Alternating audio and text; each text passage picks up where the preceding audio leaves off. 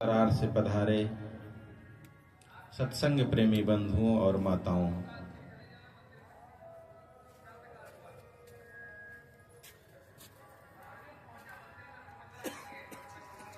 हम सब यहाँ पहुँचे हैं कुछ पाने के लिए।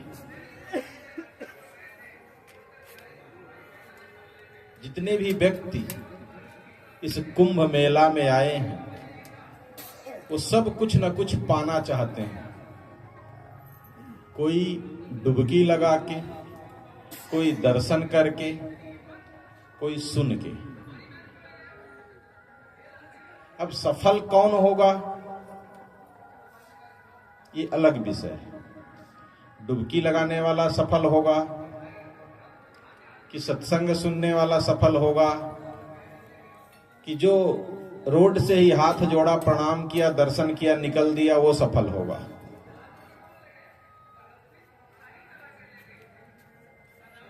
सोचना है हमें, हम क्या कर रहे हैं।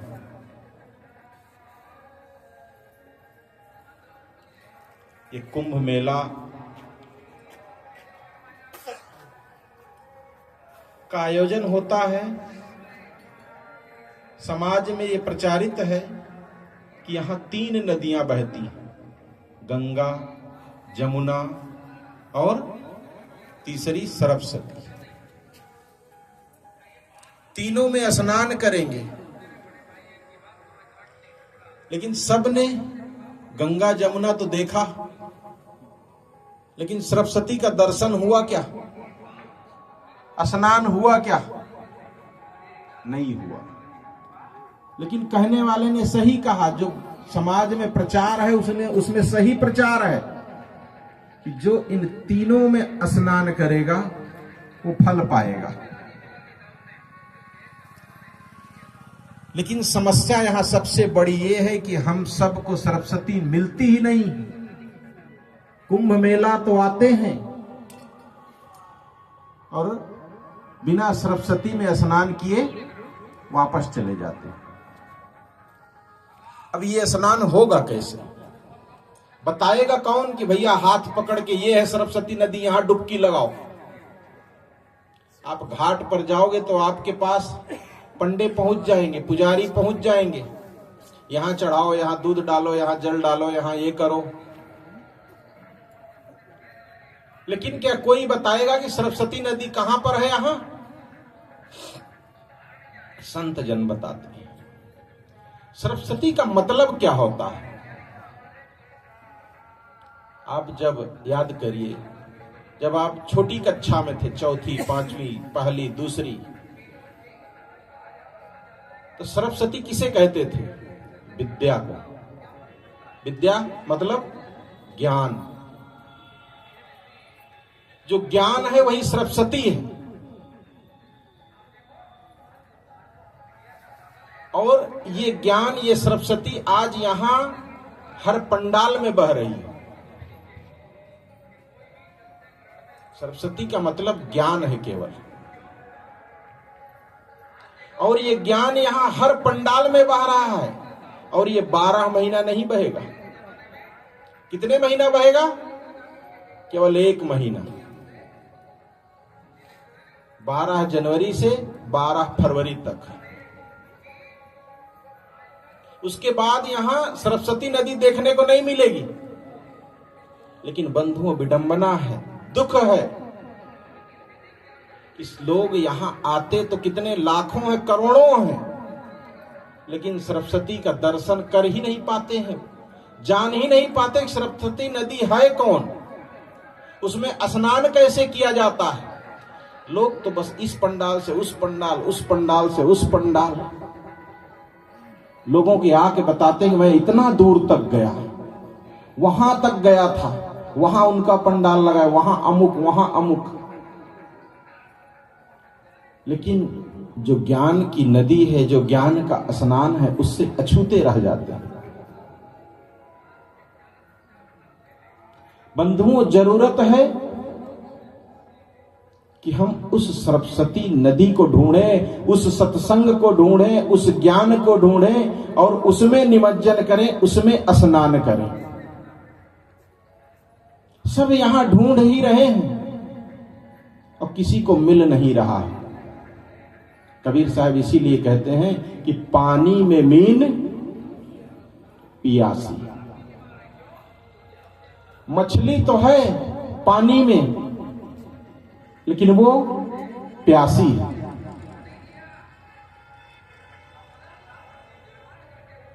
वो मछली कोई और नहीं है, हम ही है वो मछली। हमको पता है कि ज्ञान कहां है, लेकिन हम उस ज्ञान की तरफ नहीं दौड़ते हैं। हम तो केवल पंडाल पंडाल दौड़ते हैं। जमुना और गंगा में नहा के सोचते हैं बस हो गया काम, स्नान करने बस आए थे, स्नान हो गया। जो असली स्नान है ज्ञान की गंगा में, उससे अछूते रह जाते हैं। और इसका स्नान कहां होगा? सत्संग में होगा।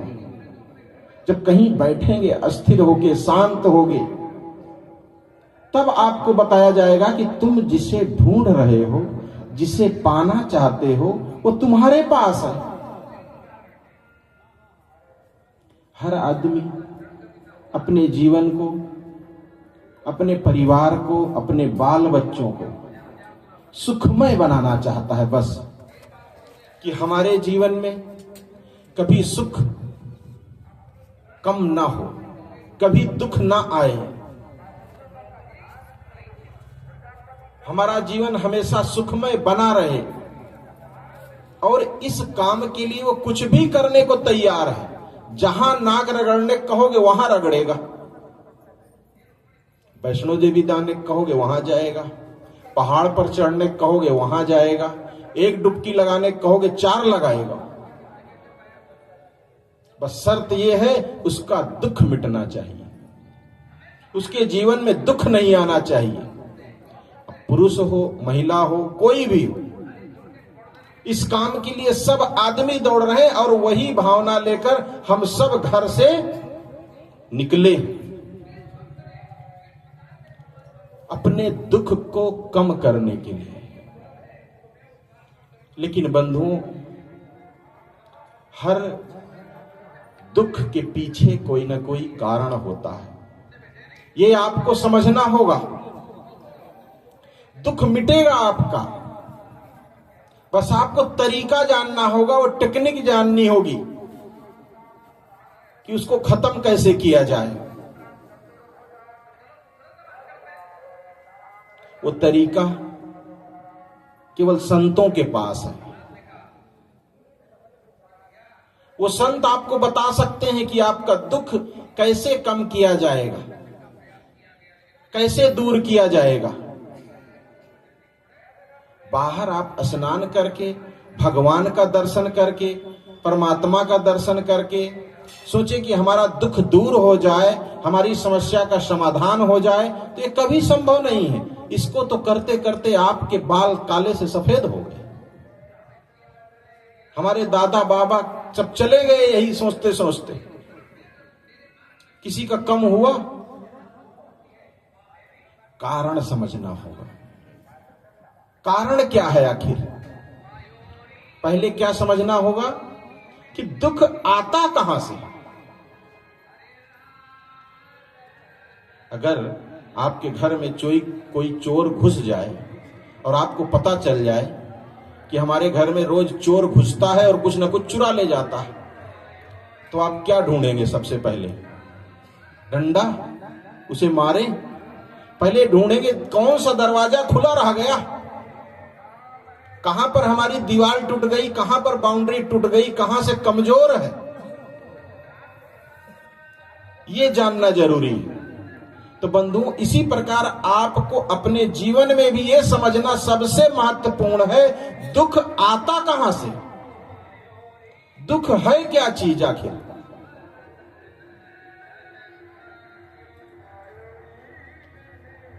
थोड़ा दिमाग लगाएं। कि कहां से आता है दुख। बड़े बड़े दुख आपके जीवन में आए होंगे। आपका बेटा मर गया, आपका कुछ धन रखे थे बहुत इंपॉर्टेंट काम करने के लिए, कोई चुरा लिया, कोई आपको धोखा दे दिया, आपके साथ छल हो गया, आपका घाटा हो गया। यही सब दुख होता है ना संसार में। आप अपने बेटे से बहुत आशा रखे थे कि अब इस साल ये काम करवाऊंगा, उसे ये कहूंगा बेटा ये कर दे वो कर दे, लेकिन वो नहीं किया, बहुत दुख हुआ, उल्टा जवाब दे दिया। दुख आने का केवल एक ही रास्ता है। वो क्या रास्ता है? वो है हमारे कर्म। ध्यान से सुने, वो है हमारे कर्म, ना कि दूसरे के। हमारे जीवन में जितने भी दुख आते हैं वो हमारे कर्मों का परिणाम है।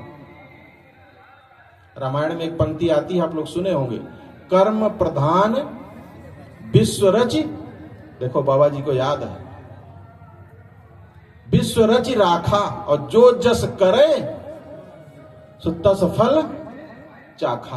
अब हम सब वही चख रहे हैं, तो इसमें दुख की क्या बात है? जैसा बोए हैं वैसा काट रहे हैं। ये कौन कहा? कबीर साहब। बोए पेड़ बबूल का तो आम कहां से खाए। हम सब वही, हम सब बबूल बोए हैं। किसी को बताने की जरूरत नहीं कि कब बोए। आज काट रहे हो, ये उसका परिणाम है। एक कटु सत्य है कि आज अगर हमारे जीवन में दुख है, आपके खेत में अगर कांटे हैं, तो आपने गेहूं नहीं बोया, बबूल बोया। आपके आज दुश्मन तैयार हैं, तो आपने मीठा नहीं बोला है, कड़वा बोला है। पड़ोसी से, बेटा से, पत्नी से, किसी से भी आपके सगे अपने नहीं हो रहे हैं।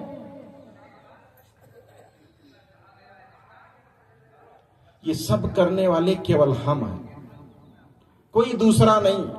हम कुछ भी करते हैं बंधुओं तो एक बीज बोते हैं। खेत में लोग बीज बोते हैं ना, बढ़िया बढ़िया फसल खेत तैयार करते हैं, कई बार जोतते हैं, पानी डालते हैं, नमी लाते हैं, फिर उसमें बीज बोते हैं। फिर कुछ दिन बाद अंकुर आता है, फिर पानी डालते हैं, खाद डालते हैं, उसकी सेवा करते हैं, फिर उसमें से फल निकलता है। इसी प्रकार बंधुओं हम कुछ भी करते हैं, कुछ भी कह रहा हूं, कुछ भी। एक आदमी गिर गया है, आप उसे उठा दीजिए, ये भी आप एक बीज बो रहे हैं। एक आदमी गिर गया, एक लात और मार दिए, ये भी आप बीज बो रहे हैं।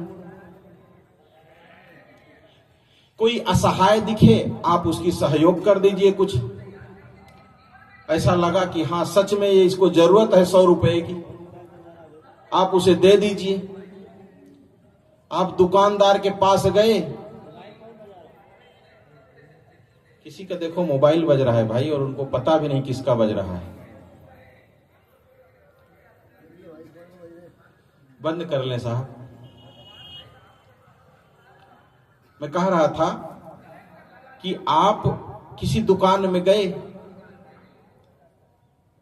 50 रुपए का सामान लिए, 100 की नोट पकड़ाए, दुकानदार क्या समझा 500 की, 50 रुपया वापस करना चाहिए, 450 वापस कर दिया। आप ऊपर से नीचे तक देखे हैं, आपके पास 2 ऑप्शन है। उसको बता दीजिए भैया तुमसे गलती हो रही है, या तो चुपचाप समेट के अंदर धर लीजिए। अब हम क्या करते हैं, अधिकतर लोग क्या करते हैं, समेट के रख ही लेते हैं ना। आती हुई लक्ष्मी कौन लात मारता है? परिणाम क्या होगा इसका? ये जब उगेगा 450 रुपया, तो इसके कांटे कितना चुभेंगे।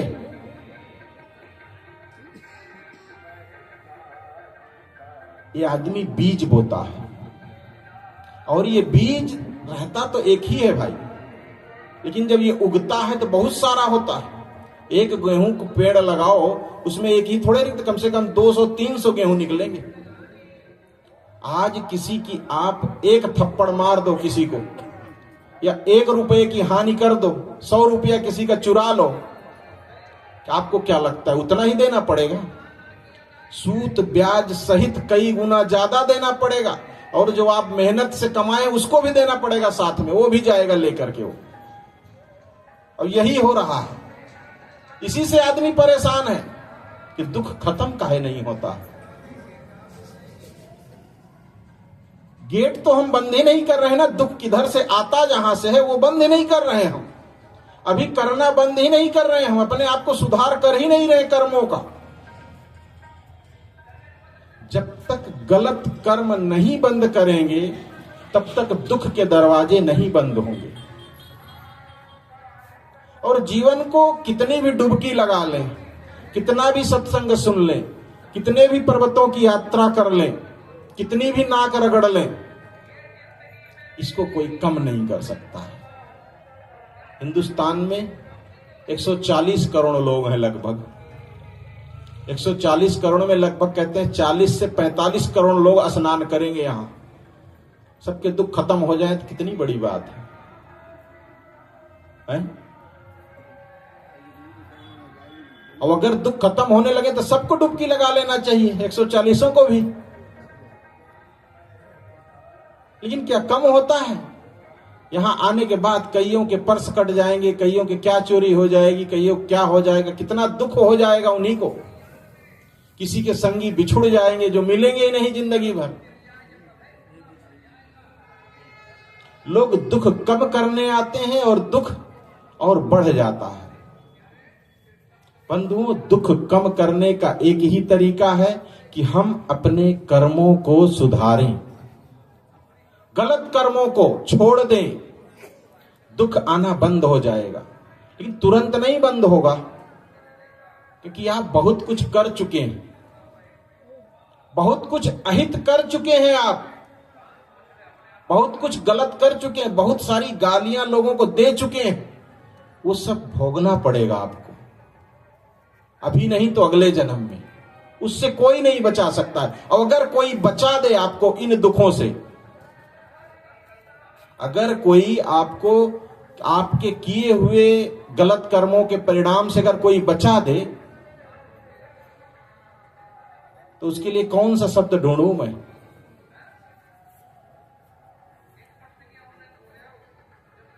आप ही ढूंढिए। कैसे? एक छोटी सी बच्ची है, नाबालिग है, उसके साथ बलात्कार हो जाता है, अन्याय हो जाता है। अब आपको जज बनाया जाता है कि आप इसका फैसला करिए, इसको बरी कर दीजिए या इसको सजा दीजिए। आप सर्वे सर्वा, आप क्या करेंगे? चाहेंगे कि ऐसे आदमी को सजा ना मिले? हर आदमी चाहेगा कि सजा मिले, लेकिन हम अपने भगवान को ऐसा बनाए हैं, अपने पूज्य को, अपने परमात्मा को, गंगा नदी को ऐसा मान लिए हैं कि ये इन सब पापों से मुक्त कर देगी। ऐसा मुक्त करने वाला कितना निर्दयी होगा, सोचिए आप। और निर्दयी कहने वाला कौन है? जो उनके सबसे बड़े भक्त हैं, कि हमारे भगवान के पास आ जाओ, हमारे गुरु के पास आ जाओ, सारे दुख दूर कर देंगे आपके। कितना भी पाप किए हो वो पाप नष्ट हो जाएगा।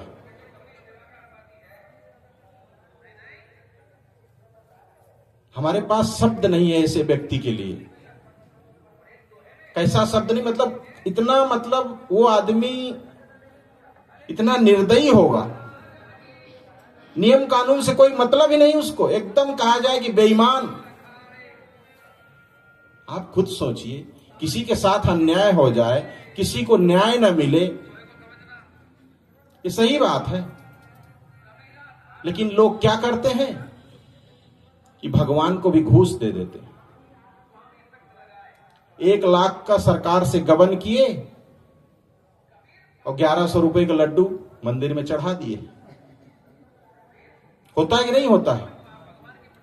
या 5,000 का भंडारा करवा दिए 10,000 का, भगवान भी खुश हो गया। ये भगवान को इतना अन्यायी बनाते कौन है? हम ही बनाते हैं ना। भगवान तक तो है नहीं कहीं पर, लेकिन आदमी जो मानता है उनको, और उनको जिस ढंग से उनकी छवि समाज में प्रचारित है, वो इस ढंग से है कि एकदम कहा जाए कि गिरा हुआ इंसान, जो सबसे ज्यादा घूस लेता हो, सबसे ज्यादा अन्याय करता हो, है कि नहीं है? मतलब घूस ले करके वो चुप हो जाता है। एक बेटी के साथ बलात्कार हुआ, उसको थोड़ा सा घूस मिल गया, वो चुप हो गया। गांव में ऐसे कई अधिकारी होंगे, आप जानते होंगे, नजर में होंगे आपके, उसको कितना बुरा दृष्टि से देखते होंगे आप लोग। और ऐसा हम भगवान को भी अपने समझते हैं कि भगवान भी ऐसे ही। बंधुओं, हम सब सत्य से बहुत दूर हैं अभी। सत्य कुछ और है और हम चल किसी दूसरी दिशा में रहे। अपने कर्मों को सुधारना होगा, गलत कर्मों को छोड़ना होगा। बस कोई भगवान, भवानी, देवी, देवता, गंगा मैया या जमुना मैया कोई नहीं काट सकती। तमाकू तक तो छुड़वा नहीं सकती गंगा नहाने वालों की। अगर ये 40 करोड़ लोग जो नहाएंगे, अगर केवल तंबाकू छूट जाए इनकी, मैं सोचता हूं कि बहुत बड़ी बात हो गई कि नहीं? नहीं हो सकता है। वहीं लोग नहाते नहाते खाते हैं, नहा के निकलते डुबकी लगा फिर शुरू मलना। बंधुओं, हमें सुधार करना होगा, और ये सुधार आपको तब आएगा जब आप सरस्वती में स्नान करेंगे तब। और वो सरस्वती बहती है पंडाल में, संतों के दरबार में। तब त्रिवेणी नहाना सफल होगा, सार्थक होगा। तो बंधुओं, कि हम सब अपने जीवन को जिस दिशा की ओर ले जा रहे हैं उधर से मोड़ें, और ध्यान दें कि हमारे जीवन में जो दुखों की मात्रा है, इनको कम करने के लिए हमें अपने कर्मों पर ध्यान देना होगा। गलत कर्म आज से करना बंद कर दें। मन, वाणी और कर्म, इन 3 चीजों को सुधार लें। मन से, वाणी से और क्रिया से।